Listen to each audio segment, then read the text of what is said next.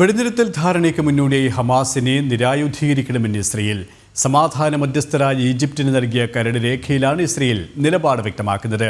എന്നാൽ നിർദ്ദേശത്തെ പൂർണ്ണമായും തള്ളുന്നുവെന്നാണ് ഹമാസിന്റെ പ്രതികരണം.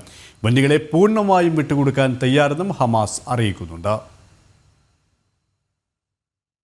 ബന്ദികളുടെ മോചനം വൈകിയതിനെ തുടർന്ന് ഇസ്രയേലും ഹമാസുമായുള്ള ആദ്യഘട്ട വെടിനിർത്തൽ ധാരണ സ്തംഭിച്ചിരുന്നു. ഇതിനു പിന്നാലെയാണ് ഇസ്രയേൽ ശക്തമായ ആക്രമണം ഗാസയിൽ ആരംഭിച്ചത്. മധ്യ ഗാസയിലെ കരസേനാ വിന്യാസം ശക്തമാക്കുകയും ചെയ്തു.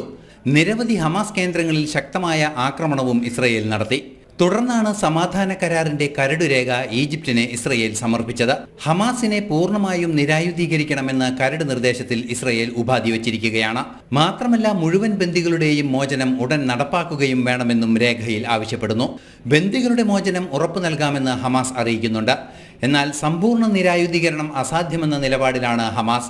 ഗാസയിൽ നിന്നും ഇസ്രായേൽ സേന പൂർണ്ണമായി പിന്മാറണമെന്നും ഹമാസ് പ്രതിനിധി സമി അഹമ്മദ് സുഹ്രി പറയുന്നു. കാലങ്ങളായി ആയുധങ്ങൾ ഉപയോഗിച്ച് ഭീഷണിപ്പെടുത്തി നിർത്തിയ അധികാരം നഷ്ടപ്പെടുമെന്ന ഭയമാണ് ആയുധം താഴെ വെക്കണമെന്ന നിർദ്ദേശത്തിൽ നിന്നും ഹമാസിനെ പിന്തിരിപ്പിക്കുന്നത് എന്നാണ് നിരീക്ഷകർ ചൂണ്ടിക്കാണിക്കുന്നത്. ഇന്റർനാഷണൽ ഡെസ്ക്, ജനം.